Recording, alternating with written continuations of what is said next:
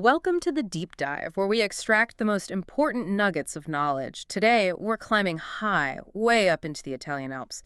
We're heading to a place where winemaking, well, it truly defies gravity. Picture this.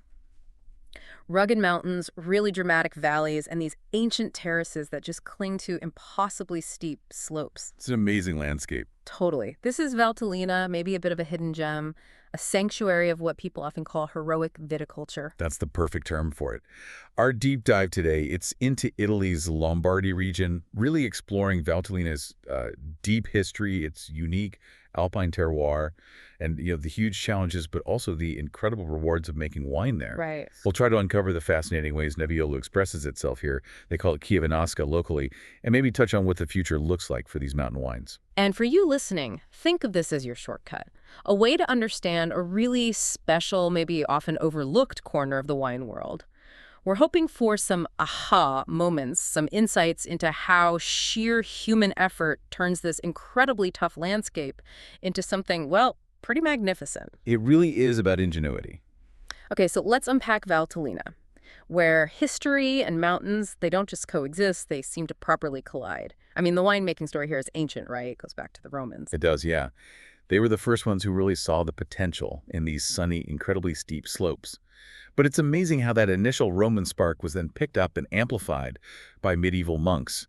They were the real pioneers of those monumental ribes. Ah, the terraces. Exactly, the dry stone terraced vineyards. They're the visual signature of Valtellina.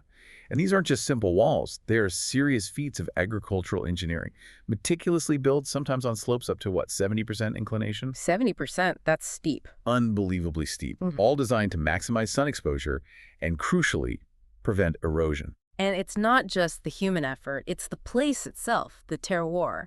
Forged by the Alps, you could say. Absolutely. Those majestic mountains act like a protective shield, blocking the harsh northern winds, creating this unique little microclimate down in the valley. Okay. And the slopes mostly face south, which means intense, long hours of sun.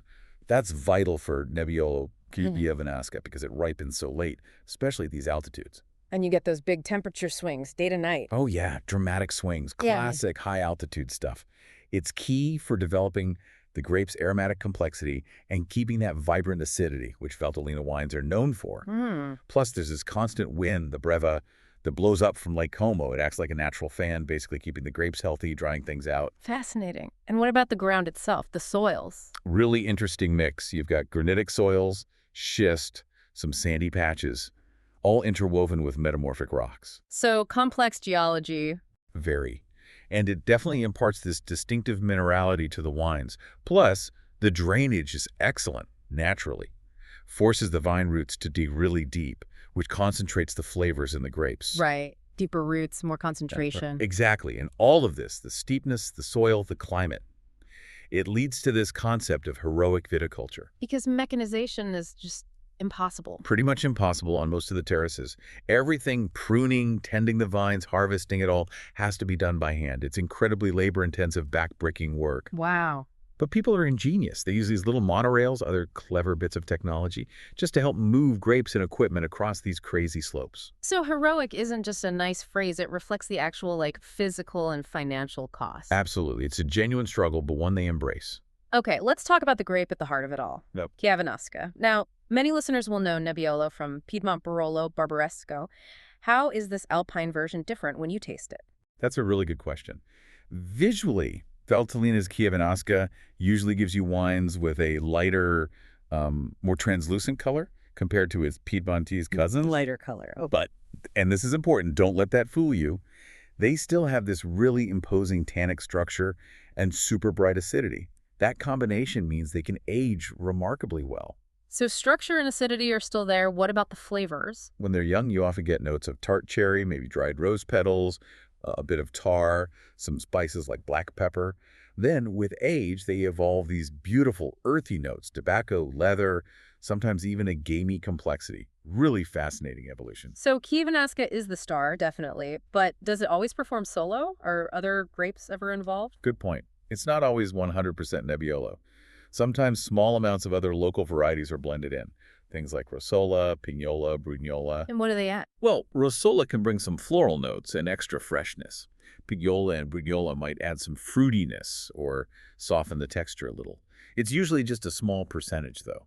Really just to subtly enhance perhaps the younger wines without taking away from Nebbiolo's core character. Okay, that makes sense. Now, this brings us neatly to the, let's say, the icons of Valtellina, the Superior and the Sforzato wines. Should we start with Valtellina Superior DOCG, the traditional dry red? Sounds good. Yeah, superior is really the classic expression. The process starts, as we said, with incredibly careful manual harvesting and selecting the best grapes. Then comes the fermentation, usually with a fairly long maceration, maybe 10, sometimes even over 20 days on the skins. To get that color and tannin structure. Exactly. But it's controlled carefully, often with temperature control, to keep things elegant, not harsh. It's about extracting the right amount. And the aging is key for its longevity, I imagine. Absolutely crucial. Traditionally, they use those large old oak barrels, Body Grundy, often Slovenian or French oak. It's not small numeriques, then.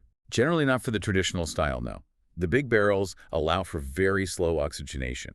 It helps round out those firm tannins and develop the secondary aromas, spices, leather, tobacco notes without imparting strong oak flavors. How long does it have to age? Well, for the DOCG, the minimum is 24 months total aging before release, and at least 12 of those months have to be in wood. And then there's the Reserva category, which needs even longer 36 months total aging. Okay, so Superior is traditional elegance. What about Sforzato di Valtellina, DOCG? You called it the Amarone of the Alps earlier. That sounds intense. It is intense, but in a very specific way. Sforzato is the region's sort of crown jewel, a unique dry red wine made using the appassimento technique. Right, the drying process. How does that work here? So they select the very best bunches of Chiavennasca really carefully. Then these grapes are laid out to dry, traditionally on straw mats or maybe wooden racks now. They're kept in well-ventilated lofts or rooms called frutai for about 3 months, usually through late autumn into early winter. And they lose a lot of water. A significant amount. Usually around 30 to 40% of their weight is lost as water evaporates. This concentrates everything left behind, the sugars, the acids, the color compounds, and all those aromatic precursors. That must make the fermentation quite different. It definitely does. After this drying, appassimento, the concentrated grapes are gently crushed. The fermentation is often much slower than usual because the sugar levels are so high, and the aging requirements are also substantial. Minimum 20 months from the April 1st after harvest, with at least 12 of those months in wood. All needed to soften those powerful tannins from the dried skins. Exactly, and to develop that incredible complexity you get in Sforzato notes of dried fruits like raisins and figs, dark chocolate, coffee, spices, maybe even balsamic or menthol hints. It's a powerhouse. Wow. Okay, let's take people on a bit of a sensory tour now. Because Valtellina Superior isn't just one thing, right? It's expressed through 5 historical subregions, each with its own personality. Can you walk us through them? Maybe start with Maroja. Sure. Maroja is the furthest west. Generally, the wines here are known for being quite elegant, maybe delicate, medium body, really fine, almost silky tannins. The bouquet often has violet, rose, fresh red fruits like cherry and raspberry, maybe subtle spice. Delicate, okay? Then Sicella, often called the heart of Valtellina. Yeah, Sicella sits on these really rocky, mineral-rich soils, and the wines reflect that. They tend to be powerful, really well-structured, firm tannins. They integrate well with age. Think dark fruits, black cherry, blackberry licorice, tobacco, sometimes a flinty or graphite note. Yeah. And always that vibrant acidity. Real backbone here. Powerful. Okay, moving east, there's Grumello. You described this one as maybe more friendly. Yeah, Grumello is often seen as a bit more approachable, especially when younger. It's a slightly more protected area, maybe with richer clay-influenced soils in parts. This seems to result in wines that feel a bit softer, rounder. You get generous fruit, fresh cherries again, ripe blackberries, maybe some sweeter spice notes like cinnamon or vanilla, balanced acidity and velvety tannins. It can be a great entry point to Superior. Makes sense. And then Inferno. The name alone. Yeah, Inferno. It's named for its microclimate. Really steep slopes that catch intense sun, making it quite hot during the day, hence infernal. So the wines are Potent, full-bodied, warm, quite earthy sometimes. You might find aromas of dried fruits, think figs, prunes alongside aged leather, tobacco, and a really pronounced minerality. The tannins are firm, and these wines definitely have significant aging potential. They demand a bit of attention. intense. Okay, lastly, the biggest subregion, Valgella. Valgella is the largest and maybe the most diverse because of its size. The wines here often strike a nice balance between, say, delicacy and freshness on one side and elegant structure on the other. The varied soils and altitudes contribute to this balance. You often get good acidity and a really perfumed aromatic profile, vibrant florals like violet and rose again, but maybe lighter red fruits like raspberry and red currant alongside the cherry. Elegant balance is maybe the key phrase for Valgella. Fascinating how distinct they can be. Now, going back to Sforzato, or Sforzat as it's often called, you mentioned it's a meditation wine. What does that feel like on the palate? It's just intuitive, opulent, really concentrated. The nose hits you with intense dried fruits, fig, plum, raisin dark chocolate, roasted coffee, toasted spices, those balsamic notes we mentioned. Then you taste it, and it's dense, full-bodied, almost velvety in texture. But crucially, it's balanced by this integrated acidity that stops it being heavy or cloying. The finish is incredibly long, just goes on and on. It's a wine that really makes you stop and think, demands your attention, but rewards it generously. Sounds incredible, but what if someone wants something a bit lighter, more for every day? Then you look for Rosso di Valtellina DOC. This is the younger, more accessible side of Valtellina Nebbiolo. So less aging, maybe less extraction. Generally, yes, they're lighter, fresher, much more fruit-forward. Think bright notes of fresh cherry, raspberry, maybe subtle herbal or floral hints. The tannins are softer. The acidity is refreshing, perfect for earlier drinking, and you can even serve them slightly cooler than the Superiore or Sforzato. Great, versatile region then. Okay, pairings. These wines sound like they'd be amazing with food. What are some classic regional matches? Oh, absolutely. For Valtellina Superiore or the Rosso, you can't go wrong with local cured meats, especially Bracciola, which also comes from here. Ah, of course. Also, local alpine cheeses like Beto or Casera, they're fantastic. And hearty polenta dishes, especially polenta tiragna made with buckwheat and cheese, roasted meats, game, perfect matches. And the Sforzato, what stands up to that? Sforzato needs richer food. Think slow-cooked red meats like stews or rich ragus. Aged blue cheeses are a classic pairing too. And maybe surprisingly, it can be incredible with dark chocolate for a really luxurious end to a meal. Interesting. What about thinking more globally? If someone doesn't have Bresolo or Beto on hand? Good question. A Valtellina Superiore would be elegant alongside something like mushroom risotto or even a classic coq au vin. Maybe even beef Wellington for a special occasion. Okay. The Rosso di Valtellina, being fresher, is pretty versatile. Good with pizzas that aren't too heavy on toppings or pasta dishes with grilled vegetables. And Sforzato, globally? Well, it could be amazing with ossobuco. Or, thinking outside the box, maybe even as an innovative match for tiramisu, playing on those coffee and chocolate notes. Its depth can really elevate rich dishes. Some great ideas there. Now, looking ahead, we've talked about heroic viticulture. What are the really specific challenges Valtellina faces because of this unique setup? Well, climate change is a big one, obviously. But here, it's not just about warmer temperatures. For these incredibly steep terraces, more extreme weather events mean a much higher risk of erosion. Maintaining those ancient dry stone walls becomes an even more, well, heroic task. It requires constant vigilance and repair. That makes sense. The walls are critical infrastructure. Totally. And then there's the sheer logistics. We touched on it. But imagine running a business where almost everything grapes, tools, people has to be moved by hand, or maybe a small, basic monorail. The cost of production is inherently high. That's the real price of heroic wine. It's a constant economic pressure. And competing in the global market. Exactly. Staying visible, communicating the value proposition when you're up against wines from easier-to-farm regions. It's a perennial challenge. But I guess those very challenges might also create unique opportunities. I think so, yes. There's definitely a growing interest among consumers in wines with a real story, wines from unique places, mountain wines specifically, authenticity, sustainability, terroir. Valtellina ticks all those boxes. It has a strong narrative. Very strong narrative. And its unique expression of Nebbiolo is a massive selling point. It's different from Piedmont. Plus, enotourism is a huge potential growth area. People want to see those terraces. Absolutely. The landscape is stunning, the culture is rich, and the story of heroic viticulture is compelling.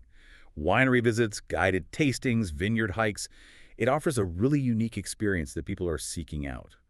Valtellina could really position itself as a model for sustainable, high-quality mountain viticulture. Okay, before we wrap up, we should definitely mention a couple of the key producers, the maestros of these mountains. Nino Negri comes to mind. They're quite historic, right? They are. Nino Negri is a major player with a history stretching back over a century. You could say they were pioneers in sort of modernizing Valtellina while respecting tradition. Their real insight, perhaps, was understanding early on how careful use of oak aging, even if it was controversial initially, could actually enhance and refine Chiavennasca's alpine character rather than mask it. Any specific wines that exemplify that? Well, their Sforzato di Valtellina 5 Stili is widely considered a benchmark for Sforzato. It's known for its opulence and concentration, yes, but also its refinement and longevity. It's at a high standard. And their Valtellina Superiore Inferno is a classic expression of that hot, intense subregion cherry, rose, tar, minerality, firm structure. Very representative. Okay, Nino Negri as the pioneer of modernity. What about RPP? They seem to represent the ultra-traditional side. RPP, that stands for Arturo Pellizzati Prego, is absolutely a bastion of tradition.